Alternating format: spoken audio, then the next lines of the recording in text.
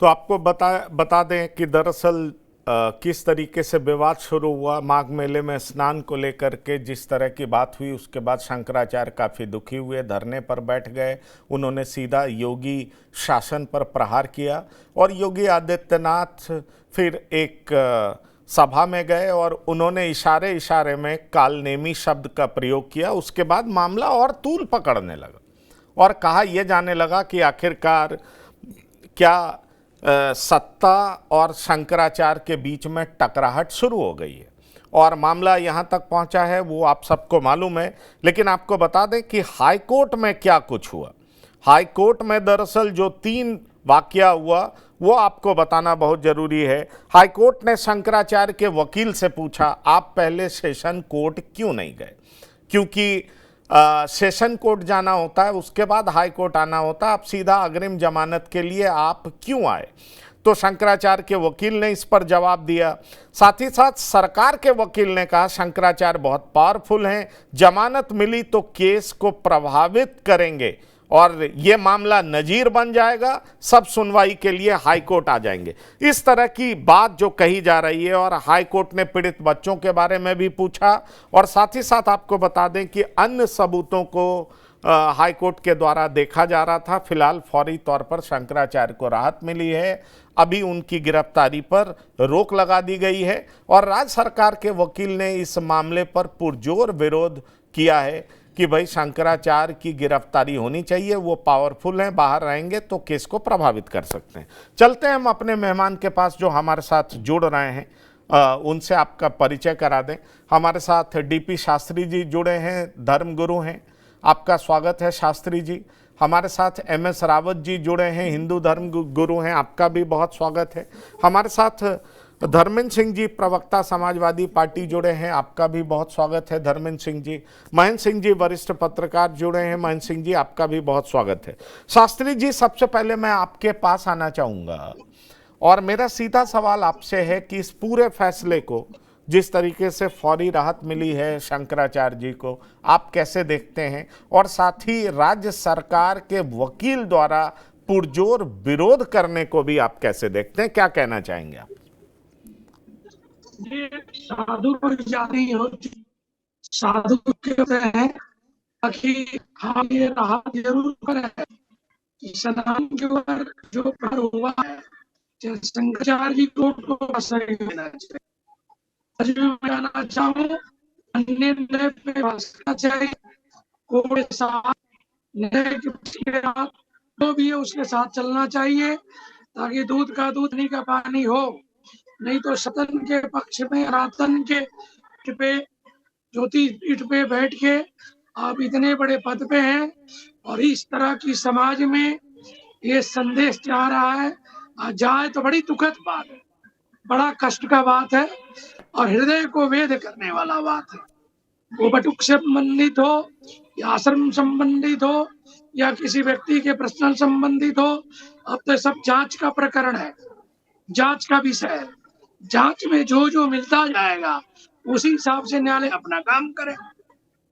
बल्कि इतना तो जरूर है कि आज जो काला बादल था, काली घटा थी, जो डर था, भय था, वो बरसा नहीं टल गया है, ये हम कह सकते हैं इस चीज के लिए। लेकिन चलिए, अब अगले काला मार्च के बादल छट गया सेकंड वीक है, में मुश्किल से फौरी तौर पर राहत मिली है। एचएस रावत साहब, ये जो कोर्ट का फैसला आया है, कोर्ट ने जो फौरी तौर पर राहत दी है शंकराचार्य जी को, आप इस फैसले को कैसे देखते हैं? और राज्य सरकार द्वारा पुरजोर विरोध किया जाना, उसको भी आप कैसे देखते हैं? क्योंकि राज्य सरकार के वकील ने क्या कहा है वो हमने आपको बता दिया है, आप कैसे देखते हैं दोनों मसले को? पंकज जी, सबसे बड़ी बात है कि जो फैसला दिया है कोर्ट ने, अभी फिलहाल जो रखा है रिजर्व कोर्ट में फैसला, वो एक बहुत ज्यादा सनातन धर्म के लिए डैमेज कंट्रोल को सही करने वाला है। अगर आज उनके अरेस्ट वारंट हो जाते या उनको अरेस्ट कर लिया जाता तो सनातन धर्म विश्व में मुंह दिखाने लायक नहीं रहता।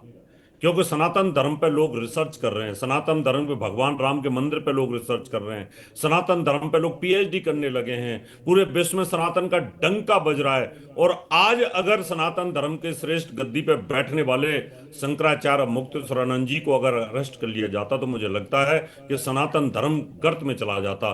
तो मैं तो कोर्ट को बहुत बहुत इस बारे में धन्यवाद देता हूं कि उन्होंने बहुत सोच समझ करके अभी उनकी गिरफ्तारी पर रोक लगाया है। लेकिन ये सच है कि जो बटुक हैं जिनका इंटरव्यू चल रहा है या जिन्होंने आरोप लगाया है, वो एक आम आदमी के दिल में नहीं उतर रही बात। आम आदमी जो सड़क चलता है भी उससे पूछते हैं तो वो भी यही कहता है कि ये गलत है। और ये राजनीतिक दुश्मनी को निकालने के लिए, कहीं ना कहीं अपनी खुन्नस निकालने के लिए, शंकराचार्य और धर्म गद्दी को बदनाम करने के लिए, इनको उस गद्दी से हटाने के लिए ये एक षड्यंत्र रचा गया है। और षड्यंत्र की बदबू आ रही है पंकज जी। उस बदबू, वो बदबू हर घर में तक पहुंच चुकी है कि कैसे दो बच्चों को लाया जाता है और उनसे बयान दिलाए जाते हैं। अरे भैया, अगर किसी के साथ गलत होता है तो सीधा अपने माँ बाप को बताता है। आजकल फोन का जमाना है, सबके पास बच्चों के पास भी फोन है, और माँ बाप को नहीं बताएगा तो पुलिस को बताएगा। ये इसी के पास क्यों जाएगा, इस धूर्त के पास में जो क्रिमिनल है, हिस्ट्री सीटर है, जो आदमी किसी का सगा नहीं है, पाखंडी आदमी है, जो उनके आश्रम में रह करके जो चीज वहां जरूरत की है उनको भी आलीशान बता रहा है कि वहां पर कांच के महल, वहां मैं चप्पे चप्पे से वाकिफ हूं। मैं शंकराचार्य जी, अब मुक्तेश्वरानंद जी के गुरु जो थे स्वरूपानंद सरस्वती जी महाराज, उनका मैं प्रवक्ता रहा हूं। वहां एक एक ईंट से मैं वाकिफ हूं कहां लगी हुई है। जिस स्विमिंग पूल की बात कर रहे हैं, डॉक्टरों के कहने पर वो स्विमिंग पूल बना था। उन्होंने 12 साल तपस्या करी थी, तपस्या से उनके पैर चलने लायक नहीं रहे थे, उनको डायबिटीज थी, तो डायबिटीज के लिए उन्होंने कहा कि आप पानी के अंदर चलिए, आपका वजन ज्यादा है, तो वो स्विमिंग पूल बनाया गया था। आज वहां पर ये आरोप लगा रहे हैं कि स्विमिंग पूल बना हुआ है, कांच के महल बने हुए हैं। अरे भैया, 4 सोफे तो डालेगा ना कोई वहां। सारे मिनिस्टर जाते हैं, मुख्यमंत्री जाते हैं, केंद्रीय मंत्री। पर एच.एस. रावत जी, सवाल ये उठता है कि सरकार भी तो कह रही है ना कि इनको बेल नहीं मिलना चाहिए। सरकार भी किसका समर्थन कर रही है? दरअसल सरकार के वकील ने जोरदार तरीके से विरोध किया है कि इनका बेल नहीं होना चाहिए। अब सवाल उठता है कि क्या सरकार और शंकराचार्य में खुले तौर पर ठन गई है? इस बात को भी तो देखना होगा। जो सरकार के मुखिया हैं वो भी तो सनातन के बड़े चेहरे हैं। वो सरकार के जो मुखिया हैं वो भी तो सनातन के बड़े चेहरे हैं, और लोगों ने उसके लिए भी उनको वोट किया है। पूरी दुनिया उनको पसंद कर रही है, पूरा भारत पसंद करता है। तो सवाल ये उठता है कि क्या सनातन में ही टकराव हो गया? सवाल ये उठ रहा है, या सनातन में ही सियासत हो रहा है? मैं इस बात से डिनाई नहीं करता कि वो सनातन के बड़े चेहरे नहीं है। उन्होंने सनातन के लिए काम किया, उन्होंने ही नारा दिया था, बटोगे तो कटोगे, एक रहोगे तो नेक रहोगे। आखिर उनको ऐसी क्या जरूरत पड़ गई कि शंकराचार्य जी के साथ मतभेद हुआ? और शंकराचार्य जी की जो जबान थी, मैं उनका विरोध करता हूं। उनको इस प्रकार के शब्दों का इस्तेमाल नहीं करना चाहिए। कि चुने हुए मुख्यमंत्री हैं, वो भी सनातन का काम करते हैं, मोदी जी भी एक चुने हुए हैं, लोगों के प्रिय हैं। तो ऐसी स्थिति में उनको सोच समझ करके, संभल करके बातें करनी चाहिए। एक शंकराचार्य गद्दी पे बैठे हुए आदमी को मैं ये नहीं कह रहा कि उन्होंने गलत नहीं बोला है, लेकिन सनातन धर्म के साथ मतभेदों को खत्म करना इन दोनों का दायित्व बनता है। योगी जी भी एक मठ के योगी हैं, बहुत बड़े महंत हैं, वो भी ज्ञानी हैं, और वो शंकराचार्य तो हमारे सर्वोपरि होती हैं। अगर दोनों मिलकर सनातन को एक साथ लेके जाएंगे तो क्या दिक्कत है? अगर वो गौ हत्या की बात करते हैं कि गौ हत्या को बंद कर दो, तो उसे सुनना चाहिए। यही स्थिति तो करपाती महाराज के साथ हुई थी कि इंदिरा गांधी ने आशीर्वाद लेकर के भी गौ हत्या के ऊपर गोलियां चला दी, गऊओं को मार दिया, साधुओं को मार दिया, सुनने के लिए तैयार नहीं थी। तो शंकराचार्य का राजगद्दी के साथ में विरोध यही रहता है, धर्म के लिए वो बातें करते हैं। अब मुक्तेश्वरानंद अपने लिए तो कोई चीज मांग नहीं रहे थे कि उनको मुझे कुछ दे दो। उन्होंने तो यही कहा था कि आप ये जो गौ हत्या है इसको रोक दीजिए, गौ माता राज दर्जा दे दीजिए। इस पे अगर किसी को चुभती है मुख्यमंत्री को, प्रधानमंत्री को, तो वो गलत है। मुझे लगता है संतों की बात सुननी चाहिए। ये सनातन धर्म का देश है, भारत देश जो है सनातनी देश है, इसके बारे में सुनना चाहिए। अगर सनातन हिंदू राष्ट्र की बात करते हैं, ठीक है, मैं आ रहा हूं रावत जी, मैं चलूंगा धर्मेंद्र सिंह जी के पास। धर्मेंद्र सिंह जी, ये तो खुले तौर पर विवाद सामने आ गया। सरकारी वकील ने पुरजोर विरोध किया है और उसने कहा कि भाई इनको बेल नहीं मिलना चाहिए, ये बैड प्रेसिडेंस है, ये सीधा हाई कोर्ट आ गए हैं। मतलब अब साबित हो गया है कि सरकार खुले तौर पर शंकराचार्य की गिरफ्तारी चाहती थी। नमस्कार पंकज जी, हमारे पहले साथियों को भी मेरा प्रणाम। देखिए पंकज जी, हम तो पहले दिन से कहते आ रहे हैं जो परिस्थितियां हैं, चाहे इसको कानून के हिसाब से देखिए, परिस्थितियों के हिसाब से देखिए, और जो 18 तारीख को मौनी अमावस्या के दिन स्नान न करने के बाद जो परिस्थितियां, स्नान न करने देने के बाद जो परिस्थितियां क्रिएट हुई कि शंकराचार्य जी के विरोध के एवज में उनको जो इस तरह की जलालत के लिए एक सो कॉल्ड आशुतोष महाराज तैयार हुए, और ये सब जो किया गया, ये सब पहले दिन से तय हो गया था कि इसमें सरकार का पीछे से बैकअप है और ये दूसरे के कंधे पे तीर रख के चलाना चाहते हैं। देखिए, कोर्ट का नाम आप लोगों ने चलाया, खूब चलाया कि कोर्ट ने आदेश दे दिया, कोर्ट ने आदेश दे दिया। इसको अगर तकनीकी तौर पर देखें पंकज जी, कोर्ट को गुमराह करके प्राप्त किया गया आदेश है। क्या कोर्ट में जो गए, जिन बच्चों की बात हुई, माइनर्स की, कि उनके साथ इस तरह की घटना हुई, एक तो वो लगातार 18 तारीख के बाद से कैमरे के और माघ मेले के अंदर तमाम एआई कैमरे लगे हुए हैं। उसके अलावा मीडिया के लोग भी थे, किन्हों ने भी उन बच्चों को आते जाते वहां कोई वीडियो फोटो कैप्चर किया, नंबर 1। नंबर 2, क्या कोर्ट को इन्होंने बताया कि ये हम अपराधी, हमारा इतना लंबा आपराधिक इतिहास और हमारे पास ही दोनों बच्चे आए हैं? नहीं बताया। उन दोनों बच्चों को अपने घर जाना चाहिए था, नहीं। और दूसरे, एक जो लॉ का सबसे बड़ा रूल है कि चाहे कोई माइनर बच्ची हो या कोई माइनर बच्चा हो, उसको इंडिपेंडेंट विटनेस के लिए जरूरी है कि वो सरकारी संरक्षण रहे। चाहे बाल सुधार गृह होते हैं, चाहे बच्चों के लिए शेल्टर हाउसेज बने हैं, या जो स्थानीय थाना है, उनको उचित प्रबंध किसी थर्ड पार्टी के इन्फ्लुएंस से बचाने के लिए या उनके परिवारी माता पिता की कस्टडी में रखने का प्रोविजन है, बिफोर कोर्ट के सामने प्रोड्यूस करके उनके बयान कराने के पहले। नहीं किया गया इसका। दूसरी बात, दो देखिए, बहुत महत्वपूर्ण बात है, इतने बड़े शंकराचार्य जो हिंदू धर्म के सबसे बड़े सबसे बड़ा पद होता है कहिए, या जो जिनको माना जाता है भगवान शिव के साक्षात स्वरूप है, उनके ऊपर आरोप लगता है, थाने पर एप्लीकेशन देते हैं, न मीडिया में आता है, न थानेदार सुनता है, वरिष्ठ अधिकारी को देते हैं, वरिष्ठ अधिकारी नहीं सुनता, और उसके बाद कहते हैं कोर्ट चले गए और कोर्ट को गुमराह करके आदेश लेके आए, कहे मेरे पास 2 सीडी है। अरे सीडी किसकी है? सीडी सार्वजनिक कर दिए होते। सीडी अगर कोई इस तरह बनी है, पूरे देश को गुमराह किया गया, सीडी है, सीडी है, सीडी है, बोलो मत, मतलब कुछ ना कुछ सही है। सच ये है कि सीडी इन्होंने उन बच्चों को अपने आप बैठा के जो बयान कराया था कि ये बोलना है, जो प्रैक्टिस कराया था, उसकी सीडी थी। तो देखिए, तमाम तरीकों से जब कसिएगा तो माननीय न्यायालय आगे देखेगा, परीक्षण करेगा। हालांकि प्राइमा फेसी ट्रायल की बात है, पर देखा जाता है कि एक चीज बताइए, आरोप किसी के खिलाफ हो उसकी जांच क्यों नहीं होनी चाहिए? एक पक्ष तो ये भी है ना, फर्जी है, सही है, ये तो कोर्ट तय कर लेगा, लेकिन आरोप किसी के भी खिलाफ हो, चाहे वो कितना भी बड़े पद पे बैठा हो, जांच क्यों नहीं होनी चाहिए? पंकज, और ये बात आज आप विपक्ष में रह के बोलते हैं, लेकिन जब सत्ता में थे तो आपने भी वही कार्रवाई की थी। डिग्री अलग हो सकता है, लेकिन ये सत्ता में बैठे, जैसे आज कांग्रेस को दर्द हो रहा है, पर करपात्री महाराज के साथ कांग्रेस का सलूक कैसा था, आपका भी 93 में कैसा सलूक था, आज जो सरकार कर रही है वो भी जो सलूक है, अगर गलत है तो आपके हिसाब से, लेकिन सरकार कर रही है। तो मैं यही समझना चाहता हूं कि सत्ता में बैठ करके सोच अलग हो जाती है और विपक्ष में अलग हो जाती है क्या? नहीं पंकज जी, मैं क्या कह रहा हूं, देखिए ऐसा है, जब 2 बच्चों ने, ये बड़ा गंभीर प्रकरण है, ये छोटा मोटा मामला नहीं, किसी को थप्पड़ मार दिया, किसी ने गाली दे दिया, धक्का कर दिया, मोटरसाइकिल लड़ गई, ऐसा नहीं है। ये बड़ा गंभीर मामला है कि 2 बच्चे माइनर जाते हैं थाने पर और कहते हैं साहब मेरी एफआईआर लिख लीजिए और हमारे साथ XYZ ने या बहुत बड़ी शख्सियत ने इस तरह का दुष्कर्म किया है। आप थानेदार की क्या जिम्मेदारी होती है, हमको जरा बताइए। जांच करनी चाहिए कि नहीं करनी चाहिए? क्यों नहीं किया जांच?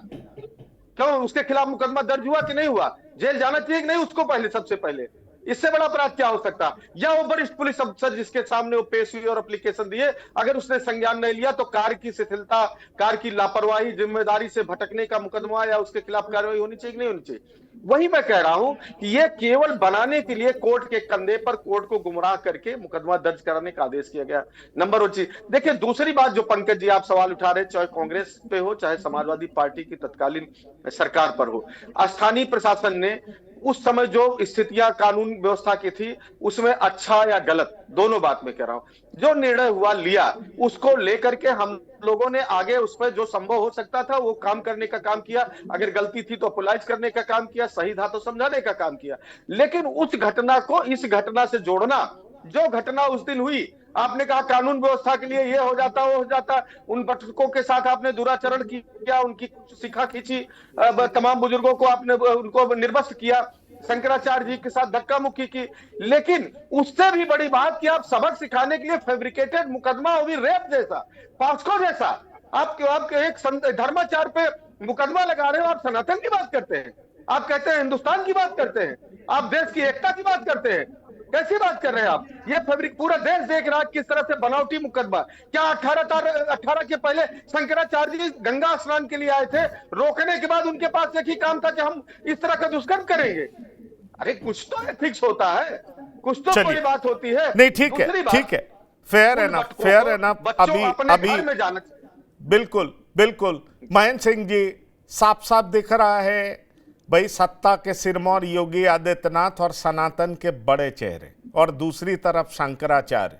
सनातन में बिखराव देख रहे हैं आप, बड़ा बिखराव, क्योंकि ये सनातन के दो बड़े चेहरे आमने सामने। अब तो लड़ाई सीधे सरकार और शंकराचार्य के बीच में खुल करके आ गई, क्योंकि भाई वकीलों ने जबरदस्त, सरकारी वकील ने विरोध किया है। कैसे देख रहे हैं आप इसको? नहीं, देखिए, जहां तक सरकारी वकील का प्रश्न है, अगर अदालत के आदेश पे मुकदमा दर्ज हुआ है तो सरकारी वकील की जिम्मेदारी बनती है कि वो उस मुकदमे को जो है कोर्ट में डिफेंड करे, उसका अपना बचाव करे।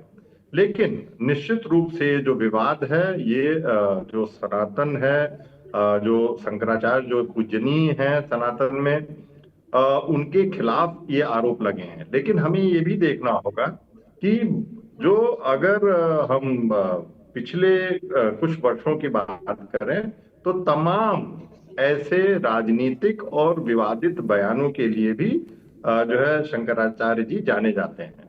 तो ऐसे में इस पे राजनीति निश्चित रूप से होगी। लेकिन जैसा अभी आपने कहा कि जो सनातन के लिए, सनातन धर्म में जो सबसे महत्वपूर्ण और सबसे उच्च पद पे आसीन व्यक्तित्व हैं, उनके ऊपर अगर कोई आरोप लगता है तो मुझे लगता है कि स्वतः उनको सामने आकर इसमें जांच में सहयोग करना चाहिए, जिससे जल्द से जल्द, अगर इस आरोप में कोई तथ्य नहीं है तो वो आरोपों को खारिज किया जा सके। क्योंकि इससे मैं कतई जो है इससे दो राय नहीं रखता हूं कि सनातन की छवि को ये जो विवाद है उससे नुकसान हुआ है। लेकिन जिस प्रकार से जो विवाद कुंभ मेले में स्नान से शुरू हुआ और जिसका पूरा विवरण मुख्यमंत्री योगी आदित्यनाथ जी द्वारा विधानसभा में दिया गया कि किस तरीके से जो निकास का द्वार था उस पर जिद की गई कि हम वहां से प्रवेश करेंगे और तमाम, तो ये अत्यंत, मैं कहूं कि लगता है आपकी आवाज नहीं पहुंच पा रही है, लेकिन ये सच बात है कि कानून से ऊपर कोई नहीं है। इस बात को भी समझना बहुत जरूरी है। लेकिन जिस तरीके से विवादित बयान दोनों तरफ से, एक तरफ से कालनेमी, दूसरी तरफ से कहा जाने लगा कि गेरुआ वस्त्र में कोई संत कैसे हो सकता है, अगर उसने सब कुछ त्याग दिया तो सत्ता कैसे हासिल कर सकता है।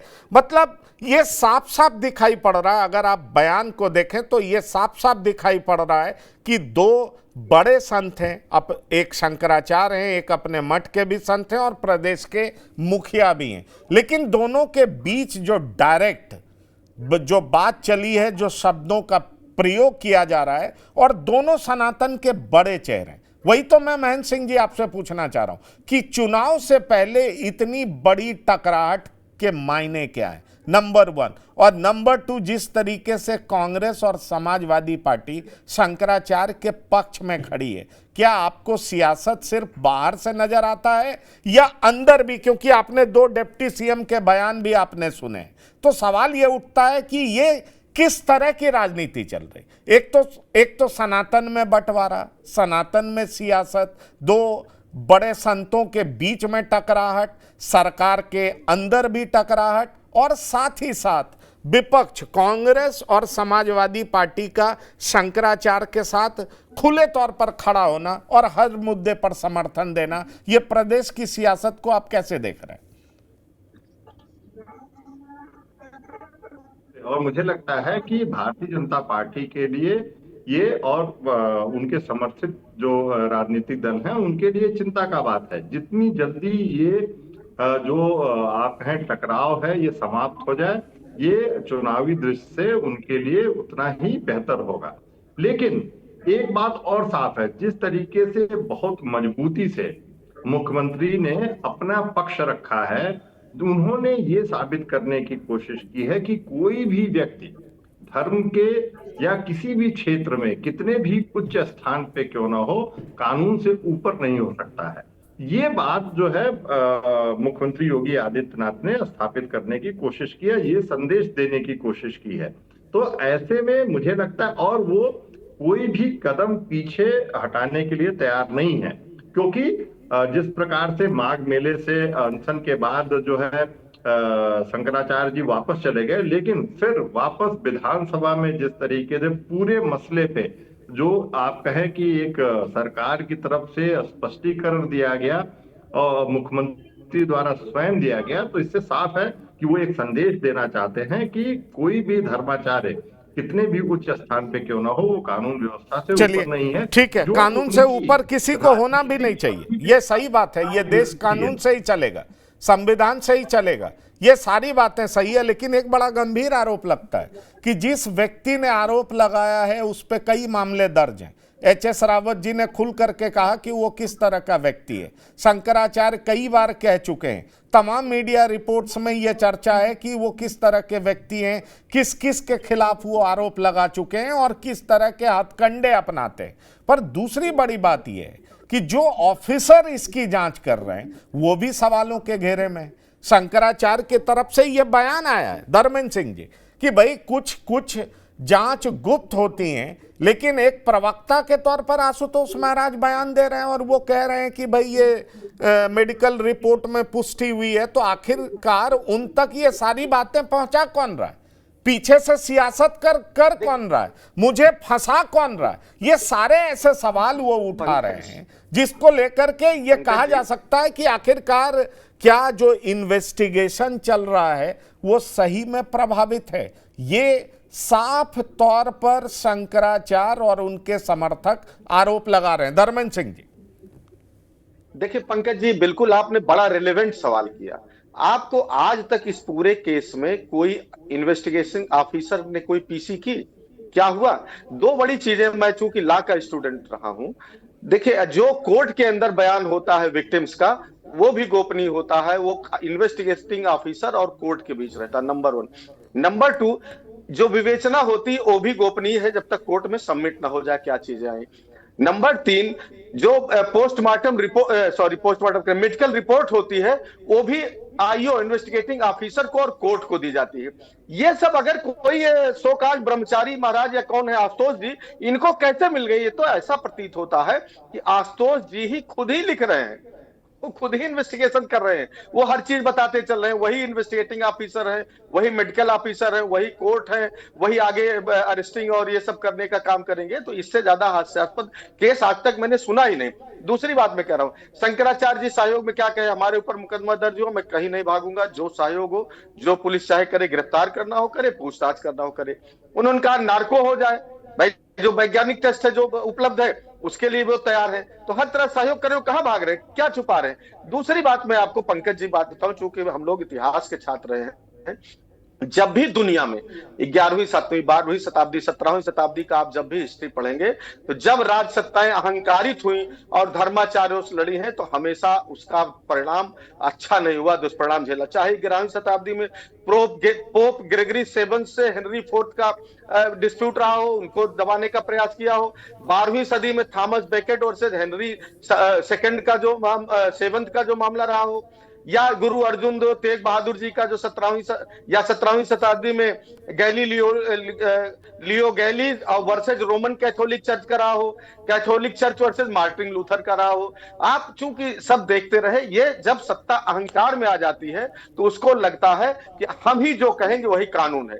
पुराने समय में राजतंत्र में होता था कि जो राजा कह दे वही ईश्वर का स्वरूप है, वही धर्म हो जाता था। ये डेमोक्रेसी में नहीं संभव। ये आदरणीय योगी आदित्यनाथ जी नहीं समझ पा रहे।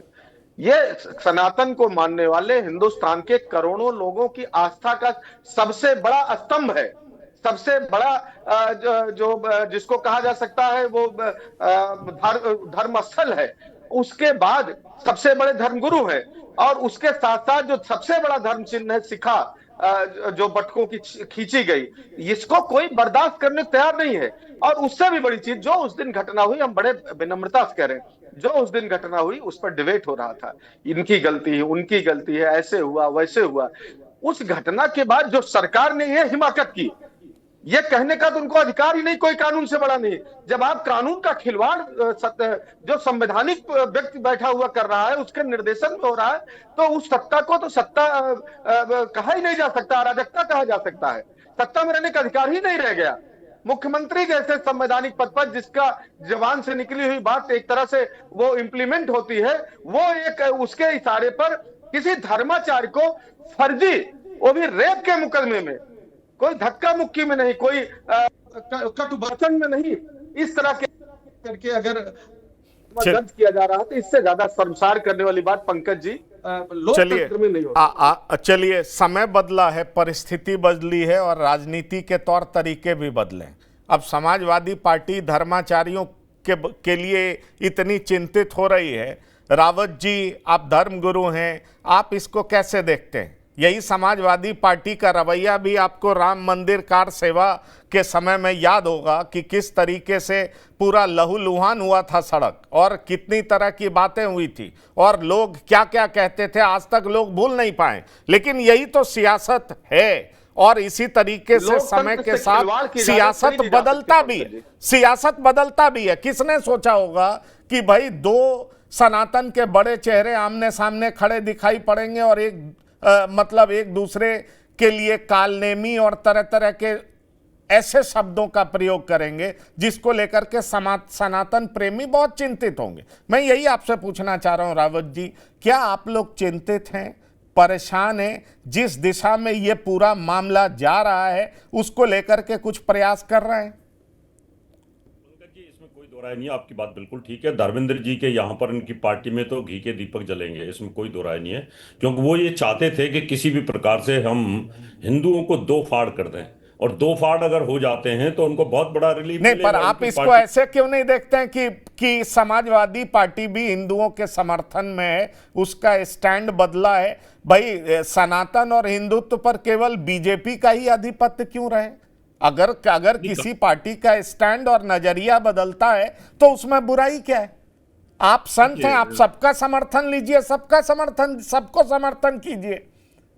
हम तो कह रहे हैं ना कि हाँ, हम कब मना कर रहे हैं। भारतीय जनता पार्टी ने ये मुद्दे उठाए थे हिंदू धर्म के लिए, उन्होंने राम मंदिर का मुद्दा उठाया था, राम मंदिर के मुद्दे को खत्म किया तो समाजवादी पार्टी ने गोलियां चलाई थी वहां पर, उन्होंने हज हाउस बनवाए थे, उन लोगों ने हमारे ज्ञानवापी के अंदर जो पूजा होती थी उसको रुकवा दिया था। उस समय तो वो मुसलमानों के प्रिय हुआ करते थे, बहुत ज्यादा हैं, तो आज भी धर्मेंद्र जी बहुत प्रिय हैं उनके। लेकिन उनको ये लग रहा है कि अगर हम हिंदुओं का, सनातन का ध्रुवीकरण करने में कामयाब हो जाते हैं तो हमें सत्ता की मलाई दोबारा चाटने को मिलेगी। तो इसमें कोई दो राय नहीं है, तो वो कामयाब हो रहे हैं, वो सपोर्ट कर रहे हैं। नहीं तो इन्हीं शंकराचार्य के ऊपर तो लाठियां चली थी, इन्हीं बटोकों को तो मारा था, उन्हीं के तो खून लोहू लोहान किया था बनारस के अंदर।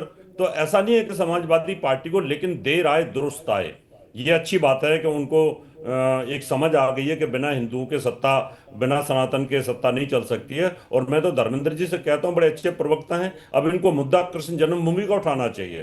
राम जन्मभूमि का मुद्दा तो कंप्लीट हो गया बीजेपी के कारण, अब ये ज्ञानवापी का और कृष्ण जन्मभूमि का मुद्दा उठाएं तो और ज्यादा अच्छा हो सकता है। शंकराचार्य जी के तो साथ ये हो ही रखे हैं, इसमें तो कोई दो राय नहीं है। लेकिन फिर भी हम तो यही कहेंगे, हिंदू एक रहें, किसी को भी वोट दें, लेकिन सनातन बदनाम नहीं होना चाहिए। हमारा उद्देश्य सिर्फ यही रहता है, और मैं बार बार हर टीवी पर यही कह रहा हूं कि किसी भी प्रकार से ये एक होने चाहिए, और ये योगी जी और अब मुक्तेश्वर आनंद जी की जो वाद विवाद है वो थमना चाहिए।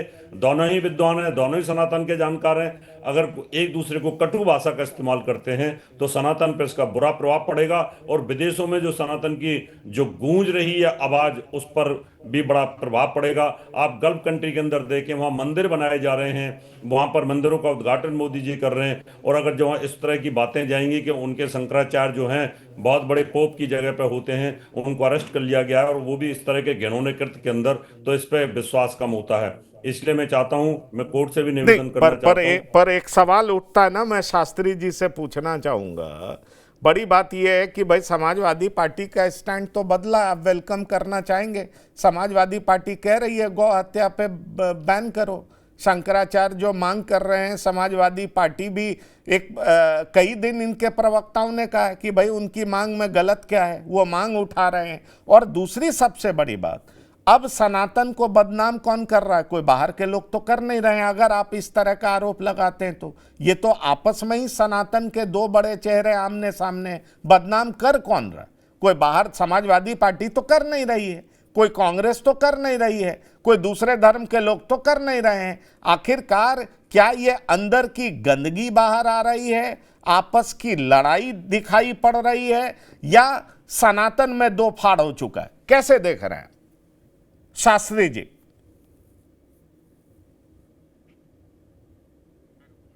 लगता है शास्त्री जी से मैं रावत जी आपसे ही ये सवाल पूछ रहा हूं। जी पंकज जी, देखिए, सनातन में दो फाड़ नहीं हुए हैं और ना फाड़ हो पाएंगे सनातन में। सनातन में तो दो फाड़ तब नहीं हो पाए थे जब हमारे ऊपर मुसलमानों का और अंग्रेजों का अत्याचार हुआ था, तब भी हम एक ही थे। लेकिन ये वोटों की राजनीति के लिए दो फाड़ जरूर हो सकती हैं, क्योंकि शंकराचार्य जी के भी बहुत सारे करोड़ों समर्थक हैं, और भारतीय जनता पार्टी और योगी जी के अपने भी खुद के बहुत ज्यादा समर्थक हैं।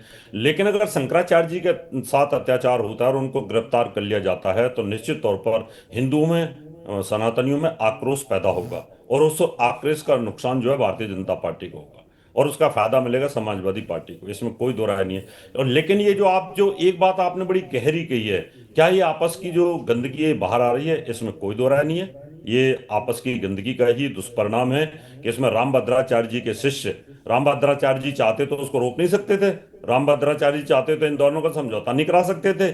ऐसे ऐसे संत बैठे हुए सारे के सारे, इनको बोल देते कि योगी जी आप कुछ नहीं बोलोगे, और शंकराचार्य जी को भी बोला जा सकता था, शंकराचार्य जी आप इस तरह की कठोर भाषा का इस्तेमाल नहीं करोगे, तो इस डैमेज कंट्रोल को रोका जा सकता था। इसमें कोई दोहरा नहीं है। जब रामभद्राचार्य जी का शिष्य, वो भी हिस्ट्री सीटर, जब इस प्रकार के कृत्य में कहीं ना कहीं पाया जाता है, तो फिर लगता है कि आपस की जो पुरानी गंदगी है वो कहीं ना कहीं बाहर आ रही है, और उसका दुष्परिणाम कहीं ना कहीं जो पार्टी है उन पे पड़ेगा। सनातन पे कोई फर्क नहीं पड़ेगा, पार्टियों पे ही इफेक्ट आने वाला है इसका, क्योंकि वोट उन्हीं को चाहिए। धार्मिक लोगों को तो वोट चाहिए नहीं, हम लोगों को तो कोई वोट चाहिए नहीं। हम तो अपने धर्म की रक्षा के लिए जो अच्छा लगेगा हम बोलेंगे। हम तो यही चाहेंगे कि किसी भी प्रकार से कोई गिरफ्तारी ना हो। पहले हम बहुत डैमेज कंट्रोल भोग चुके हैं हमारे संतों के साथ जो इस प्रकार का हुआ है। पहले शंकराचार्य जयेंद्र सरस्वती को गिरफ्तार किया गया था मर्डर केस के अंदर, उससे बड़ा डैमेज कंट्रोल हुआ था सनातन धर्म का, और बाद में वो बरी होकर के आए। उनका जो धब्बा लगा था उनके जीवन में, उससे वो आहत हुए और वो स्वर्गलोक को सिधार गए। तो मुझे लगता है ऐसी चीज नहीं होनी चाहिए। बहुत सोच समझ के डिसीजन लेना होगा। इसमें सरकार को भी सोचना पड़ेगा कि जो सनातनी सरकारें हैं उनको भी दिमाग में रखना पड़ेगा कि हम सनातन का भला चाहते हैं, तो हम कम से कम इस डैमेज कंट्रोल को रोकें और इसको कहीं ना कहीं समझौते की तरफ लेके जाएं, या आपसी जो विवाद है, जो आपसी गंदगी है, जो खींचातान है एक दूसरे के प्रति, तो उसको कंट्रोल पंकज जी जरूर करना चाहिए। चलिए, कंट्रोल करना चाहिए, पर महेंद्र सिंह जी कंट्रोल करना चाहिए, पर कंट्रोल करेगा कौन? यही सवाल तो उठ रहा है। दरअसल ये बात जो है, आपस में संत भी तो बटे हुए दिख रहे हैं, और एक सबसे बड़ी बात जो मैं देख रहा हूं कि शंकराचार्य अविमुक्तेश्वरानंद जी के पक्ष में, और शंकराचार्य ने अभी तक खुल करके कुछ नहीं बोला है। मैं कोई ऐसा स्टेटमेंट नहीं पढ़ पा रहा हूं। क्या आपको यह लग रहा है कि संतों में भी खुलेआम बंटवारा हो चुका है, या संतों की चुप्पी क्या कहती है? कुछ लोगों ने विरोध में बोला है, कुछ लोगों ने पक्ष में बोला है, लेकिन अगर आप तीन और शंकराचार्य की बात करें तो वो सब लोग अभी तक चुप दिखाई पड़ रहे हैं। महेंद्र सिंह जी देखिए पंकज जी, निश्चित रूप से पहली बात तो कि ये एक राजनीतिक संघर्ष है, ये एक धार्मिक संघर्ष नहीं है। ये साफ है कि एक राजनीतिक संघर्ष है। जिस तरीके से जो शंकराचार्य जी हैं, उनकी जो राजनीतिक बयान रहे हैं विगत दिनों में, और उनकी जो एक राजनीतिक झुकाव रहा है, वो सर्वविदित है। और शायद वही मेन टकराव का, जो प्रमुख टकराव का कारण वही है। और ऐसे में मुझे लगता है कि जिस प्रकार से जो विवाद इस स्तर पर पहुंच गया है, इससे पूरे सनातन धर्म का की छवि को कहीं न कहीं निश्चित रूप से धक्का लग रहा है। और मुझे लगता है कि जिस प्रकार से बाकी, जो आपने कहा कि बाकी शंकराचार्य जो हैं उनका बयान नहीं आया उनके समर्थन में, इससे साफ है कि अगर आप, जो मेरा मानना है कि धर्म गुरुओं को राजनीति में हस्तक्षेप नहीं करना चाहिए। अगर आपको राजनीति करनी है तो जिस प्रकार से योगी आदित्यनाथ ने खुलकर वो जो है राजनीति को एक माध्यम बनाकर कि कहकर घोषित करके कि राजनीति उनके लिए एक लोक कल्याण का माध्यम है, और उन्होंने राजनीति में प्रवेश किया। इसी तरीके से उनके जो गुरु थे महंत अवैधनाथ जी भी। तो लेकिन अगर आप एक धर्माचार्य हैं, आप इतने सबसे महत्वपूर्ण, सनातन के सबसे महत्वपूर्ण पद पे आसीन हैं, तो आपको राजनीतिक बयानबाजियों से बचना चाहिए। तो इस तरीके का टकराव नहीं आता। लेकिन अब जो नुकसान हो रहा है, जो क्षति पहुंच रही है, और मुझे लगता है कि सिर्फ सनातन को ही क्षति नहीं पहुंच रही है। भारतीय जनता पार्टी जिसने जो एक तरीके से आप कहें कि उत्तर प्रदेश में सांस्कृतिक धार्मिक जो एक नहीं, पर आपने एक बड़ी बात कही है महेंद्र सिंह जी। आप इसको जो है काशी विश्वनाथ, आप इसको राजनीतिक लड़ाई के तौर पर देख रहे हैं, तो क्या आपको ये लग रहा है कि ये जो शंकराचार्य हैं वो कांग्रेस और समाजवादी पार्टी के हाथों खेल रहे हैं? क्योंकि इनके बहुत सारे स्टेटमेंट कांग्रेस के भी खिलाफ हैं, राहुल गांधी के भी खिलाफ हैं, ये समय समय पर हर पार्टी के खिलाफ बोलते रहे। तो सवाल यहाँ पर आपकी नज़रों में आपका ओपिनियन क्या है कि क्या वर्तमान समय में ये शंकराचार्य पॉलिटिकल ज़्यादा हो रहे हैं और विपक्षी पार्टियों के इशारे पर काम कर रहे हैं, उनके मुद्दे को उठा रहे हैं? देखिए मैं खुल के कोई आरोप जैसा नहीं लगाना चाहता, लेकिन जैसा साफ है, देखिए कई बयानों में प्रधानमंत्री मोदी के खिलाफ भी जो है तमाम राजनीतिक बयान दिए गए। हाँ, अभी जैसी चर्चा हो रही थी कि अगर आप किसी एक मुद्दे पे बयान दें, कि जैसे गो हत्या का मुद्दा हुआ, तो वो ठीक है, तो वो माना जाता है कि ये सनातन का प्रमुख मुद्दा है, और इसको जो है सनातन के प्रमुख धर्माचार्य ऐसे मुद्दे को जो है सरकार के समक्ष, राजनीतिक दलों के समक्ष रखें कि ये मुद्दे पूरे होने चाहिए। लेकिन अगर आप राजनीतिक मुद्दों पे, अगर आप जो है नीतिगत मुद्दों पे अगर आप राय रख रहे हो, तो निश्चित रूप से जो है वो एक संघर्ष का कारण बन सकता है। और ये माना जाएगा कि मैं तो कहता हूं कि सभी को मुख्यमंत्री योगी आदित्यनाथ जी के विधानसभा के बयान को सुनना चाहिए, और जो एक पटल पे रखा गया बयान है, जिसकी महत्वता है कि किस प्रकार से उन्होंने यही बात कही कि जो निकासी द्वार था वहां से प्रवेश करने की कोशिश की गई। तो और ये उनके बयान से जो निष्कर्ष निकलता है, जो मेरी समझ में आया, कि ये कहीं न कहीं एक साजिश के तहत किया गया, जिससे वहां पे कुछ अव्यवस्था पैदा की जा सके। ऐसी स्थिति में ये टकराव और आगे बढ़ा, और उसके बाद से जो बयानबाजियां होती गई, उससे ये साफ है कि ये एक राजनीतिक संघर्ष है, एक राजनीतिक लड़ाई है। अब कौन इसमें मध्यस्थता करता है, कौन, और खेमे में जो है हिंदुत्व जो है वो सनातन खेमे में बढ़ता हुआ नजर आ रहा है।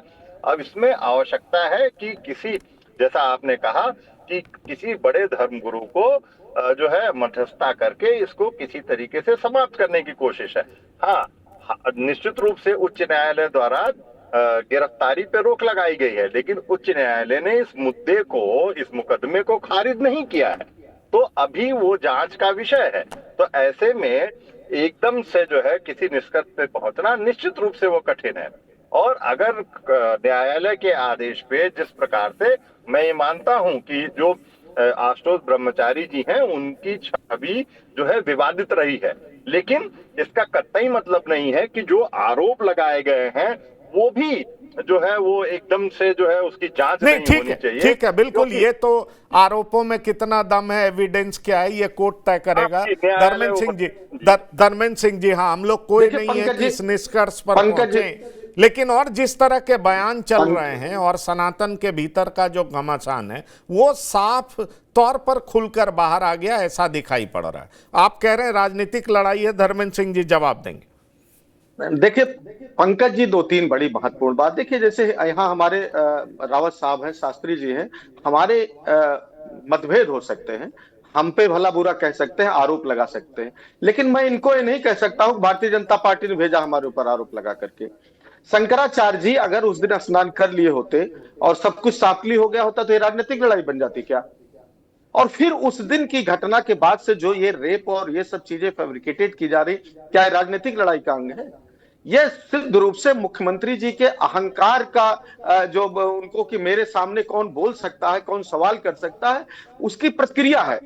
और देखिए ऐसा है, आप महेंद्र जी वरिष्ठ साथी है, पत्रकार है, आप जो परिस्थितियां हैं, सबसे पहले देखिए यहाँ कानून का, मैं कह रहा हूं दरोगा गए, बड़े अफसर गए, और चीजें छोड़िए, सबसे महत्वपूर्ण चीज था कि जो इंडिपेंडेंट विटनेसेज हैं या विक्टिम्स हैं जिनके साथ घटना हुई है, उनको किसी विवादित चरित्र के व्यक्ति के संरक्षण में कैसे रखा गया, वो भी माइनर है। क्या आप ये नहीं हो सकता है कि वो जो सो कॉल्ड ब्रह्मचारी जिसके ऊपर ऑलरेडी रेप जैसे आरोप लग चुके हैं, उन बच्चों का शोषण न कर रहा हो? ये तो बहुत बड़ा लैप है। ये तो प्रशासन को सबसे पहले उन माइनर्स बच्चों को अपने कस्टडी में लेना चाहिए था, उनको सुरक्षित करना चाहिए था। घटना सही है, गलत है, क्या है, कैसे, इससे पहले उनको तत्काल प्रशासन को अपनी कस्टडी में लेना था। एक आपराधिक चरित्र के व्यक्ति के संरक्षण में 2 माइनर बच्चों को रख देना, इससे बड़ा अपराध, अन्याय, अत्याचार दूसरा हो ही नहीं सकता पंकज जी। उसके बाद मेरिट और डिमेरिट पर और ला पर हम लोग डिस्कस करेंगे। ठीक है। दूसरी बात, शंकराचार्य जी एक पीठ पर मैं एक बस 30 सेकंड में पंकज जी, देखिए पहले माघ मेले में हम लोग चूंकि इलाहाबाद विश्वविद्यालय में पढ़े हैं, वहां धर्म संसद होती थी और हर माघ मेले में तमाम धर्माचार्य इकट्ठा होते थे। रावत साहब और शास्त्री जी भी जानते होंगे। और एक धर्म संसद के माध्यम से एक रेजुलेशन निकलता था कि सरकारें, सत्ताएं, समाज कहां जा रहा है, कहां बुराइयां हैं, कहां ठीक करने की जरूरत है, कहां रास्ता गलत हो रहा है, सनातन में जो को जंट किया जा रहा है, और कहां किस रास्ते से ये किया जाए सनातन मजबूत हो। आज आप केवल गंगा स्नान का मार्ग बाधित करके और आप अपने आप को बहुत बड़े सनातनी कह रहे हैं, इससे बड़ा दुर्भाग्य कुछ नहीं हो सकता उत्तर प्रदेश का। जी चलिए, ये जो बड़े मामले हैं और निश्चित तौर पर फौरी राहत शंकराचार्य को जरूर मिली है। कोर्ट आगे क्या फैसला करेगा वो देखने वाली बात है, लेकिन देश और दुनिया की पूरी नज़र इस पर टिकी हुई है कि आखिरकार ये जो आरोप हैं उसकी सच्चाई क्या है।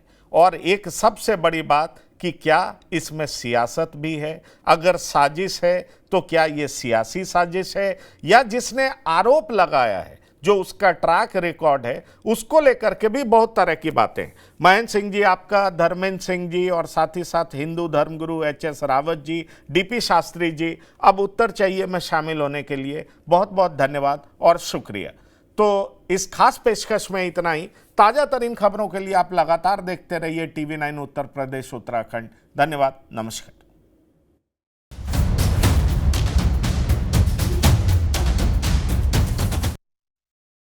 अब उत्तर चाहिए ब्रॉट टू यू बाय आरप्योर का हल्दी मसाला, मिर्च धनिया करे कमाल, सबका राजा आरप्योर मसाला।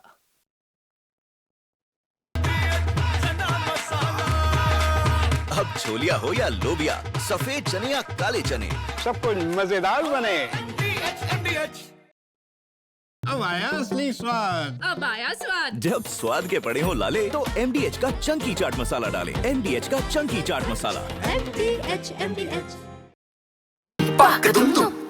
अरे श्रीमती जी, कुछ तो सस्ता लो, बचत करो। नहीं श्रीमान जी, सब बढ़िया लो, रहने दीजिए। इसमें क्या खास बात है? थोड़े में ज्यादा स्वाद, यही तो है इसकी खास बात। वाओ मामा, क्या स्वाद है। अरे मेरे राजा, राजा आरप्योर मसाला। मेरे पास है आरप्योर पाव भाजी का मसाला। आरप्योर पाव भाजी मसाला, पाव भाजी को टेस्ट मसाला। थोड़े में ज्यादा स्वाद, यही तो है इसकी खास बात। वाओ मम्मा, क्या स्वाद है। अरे मेरे राजा, सबका राजा आर प्योर मसाला। कुछ तो सस्ता लो, सब बढ़िया लो। इसमें क्या खास बात है। थोड़े में ज्यादा स्वाद, यही तो है इसकी खास बात। सबका राजा आर प्योर मसाला। MDH का किचन किंग किचन में हो तो हम सब कुछ बना सकते हैं। बैंगन का भरता, आलू गोभी, भिंडी मसाला और भी बहुत कुछ। MDH